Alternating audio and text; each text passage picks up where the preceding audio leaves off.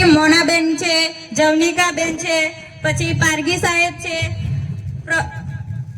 રાજેન્દ્રભાઈ છે, નરેન્દ્રભાઈ છે, અને છોટાઉદેપુર બોડેલીથી શશિકાંતભાઈ છે, અને અહીંયા ઉપસ્થિત તમામ વડીલ મિત્રો, યુવાઓ અને બહેનો, આ કાર્યક્રમ આપણે એટલા માટે અહીંયા રાખવામાં આવ્યો છે કે આપણને વારંવાર આદિવાસીઓની જમીનો સરકાર દ્વારા છીનવી લેવામાં આવે છે, નવા પ્રોજેક્ટો લાવવામાં આવે છે, અને એ વસ્તુ આપણા આદિવાસી સમજતા નથી, જાણતા નથી, અને એ જમીન બચાવવા માટે કાયદાકીય રીતે કેવી રીતના લડાઈ લડવી એ વસ્તુ આપણે જાણતા નથી. એના માટે આપણે આ મહાનુભાવોને જે આપણે જમીનો બચાવવા માટે કાયદાકીય રીતે કેવી રીતના લડાઈ લડવી એની સમજ આપવા માટે આપણે અહીંયા જનજાગૃતિ કાર્યક્રમ રાખવામાં આવ્યો છે. તો આપણે વધારે ટાઈમ ન લઈએ, વરસાદ પણ છે, તો હવે આગળના કાર્યક્રમને ચાલુ કરીશું અને મહાનુભાવોને આપણે સાંભળીશું. જોહાર, જય આદિવાસી. વરસાદ પણ વધારે આવે છે તો એ છતાં આજનો દિવસ આપણે વેઠી લઈશું, કારણ કે આપણે ત્યાં ઘણી દૂરથી મહેમાન આવેલા છે. એવા ઉષાબેન હાઇડ્રો પાવર પ્રોજેક્ટ ની જનજાગૃતિ અને વિરોધના ભાગરૂપે ઓલ ઇન્ડિયા કોંગ્રેસ કમિટીના મેડમ શ્રી ઉષાબેન નાયડુજી સાથે આપણા મોગેરા મહેમાન, ગુજરાત નહીં પણ આખા દેશની અંદર સવાયેલો એવા ધારાસભ્ય અને શેર તરીકે ઓળખાતા જિગ્નેશભાઈ મેવાણી, અને સાથે બીજા માત્ર એક લાડે કોડે આદિવાસી સમાજ માટે હર હંમેશા પોતાની જિંદગીની પણ પરવા કર્યા વગર લડાઈ લડતા એવા આનંદભાઈ પટેલ, આપણા ગુજરાત કોંગ્રેસ કમિટીના આદિજાતિ ચેરપર્સન રાજેન્દ્ર પારગી સાહેબ, આપણા મુરબ્બી અને માજી વિરોધ પક્ષના નેતા અને લાડે કોડે કોંગ્રેસમાં એક ટકેલા હોય એવા ત્રિપુટીનો એક ભાગ સુખરામભાઈ રાઠવા, આપણા છોટાઉદેપુર જિલ્લાના નવનિર્મિત જેને આખી કોંગ્રેસની કમાન આપવામાં આવી છે એવા શશિકાંતભાઈ રાઠવા સાહેબ,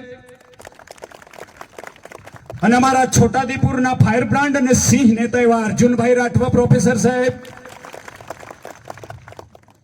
ભૂતપૂર્વ આપણા છોટાઉદેપુરના જિલ્લા પ્રમુખ તિવારી દાદા, અને બધા નામી અનામી, બધાના નામ નહીં લેતો. મિત્ર, લડાઈ અસ્તિત્વની લડાઈ છે. શેની લડાઈ? તમારી જમીન લઈ લેવાના હોય, તમારી અધિકાર છીનવી લેવાના હોય તો આપણે ચૂપ બેસાય ખરો? શું કરવું જોઈએ? અરે લડી લેવું પડે, લડવું પડે ને. એ પછી કયા એંગલ થી કેવી રીતના લડવું એ ડિસાઈડ આપણે કરવાનું હોય, બરાબર ને? આજે તમને મેં વાત કહું છું, આ દેશ મિત્ર ચાર પાયા પર ચાલે છે. દેશ ચાર પાયા પર, એક શાસન, એક પ્રશાસન, એક ન્યાયપાલિકા અને મીડિયા, બરાબર ને? આ ચાર પાયા પર આ સ્ટેજ પર ટકેલું છે. આજે લોકશાહી પ્રણાલિકાની અંદર જ્યારે ગુજરાતની અંદર વિધાનસભા એસેમ્બલીની ચૂંટણીઓ આવે ત્યારે રાજકીય પાર્ટીના લોકો તમારી જોડે વોટ માંગવા માટે આવતા હોય એમના ચૂંટણી મેનિફેસ્ટો લઈને. થાય છે ને એવો? જ્યારે 2022ની વિધાનસભાની ચૂંટણી થાય ત્યારે આ સંખેડા વિધાનસભાનું મત વિસ્તારમાં આવતું આ ગેસવાડી ને ખાસ કરીને આ વિસ્તાર છે. આજે તમે બધા વોટ આપીને વિધાનસભાના ધારાસભ્ય તરીકે વિધાનસભામાં મોકલો, તેનું કામ શું હોય મિત્ર? આ એમની જ ભારતીય જનતા પાર્ટીની સરકાર વિનાશકારી યોજનાઓ લાવે તો વિધાનસભામાં મર્દાનગીથી અભયસિંહ તડવીને બોલવું પડે. આજે તમે પ્રોજેક્ટ લાવો છો એ અમારા આદિવાસી સમાજને વિનાશકારી પ્રોજેક્ટ છે, જેની વિરોધમાં શું આવું બોલવા માટે આપણે વિધાનસભા ચૂંટણીમાં વોટ આપીએ છીએ. પણ સાચા અર્થમાં થાય છે એવું નથી ને? તો એનું શું કરવું જોઈએ? એનું શું કરવું જોઈએ પછી ભવિષ્યમાં? વિરોધ કરવું જોઈએ ને તો સત્તાથી બેદખલ કરવું જોઈએ. શું કરવું જોઈએ? હું એમને નેતા નથી ગણતો. આજે તમારા હાઇડ્રો પાવર પ્રોજેક્ટનું સર્વે કરવા માટે ટીમ આવી હતી ને અહીંયા, ત્યારે આ સમિતિના લોકોએ એનો વિરોધ કર્યો. હવે સ્વાભાવિક છે, એની હાઇડ્રો પાવર પ્રોજેક્ટનું સર્વે કરવા માટે ગવર્મેન્ટની સર્વે આવે એટલે છોટાઉદેપુર જિલ્લાના કલેક્ટર એની એસપીએ નું પ્રોટેક્શન આપે. એ તો એમની ફરજ છે, પ્રશાસનમાં છે. પણ અમારા છોટાઉદેપુરના સાંસદ જસુ રાઠવા અને તમારા ધારાસભ્ય અહીંયા આવીને કહેવું જોઈએ કે ભાઈ હાઇડ્રો પાવર પ્રોજેક્ટ થી અમારા આદિવાસી લોકો ઉજળવાના છે, નહીં થવું જોઈએ. આ બોલવા માટે એમની ફરજ છે. એ વકીલાત તમારી કરવી પડે, પરંતુ તમારી વકીલાત નથી કરતા અને સરકારની વકીલાત કરે અને તમારી કબર ખોદવા માટેના ધંધા આ સાંસદ અને ધારાસભ્યના છે. મિત્રો, હું ઘણા વર્ષોથી જાણું છું, મને ખબર છે કે છત્તીસગઢ, ઓરિસ્સા અને ઝારખંડમાં પણ 95% પોપ્યુલેશન આદિવાસી લોકોની વસ્તી છે. ત્યાં પણ ખનિજ સંસાધનના નામ પર આપણા આદિવાસી લોકોની જમીન કોર્પોરેટર કંપનીને સરકારો મિલી ભગત બની આપણા આદિવાસીઓની જમીન કોઈ બોક્સાઇટ, લોખંડ, કોલસો, લિગ્નાઇટ કાઢવા માટે ત્યાંના આદિવાસીઓની જમીન આપી દેવામાં આવી.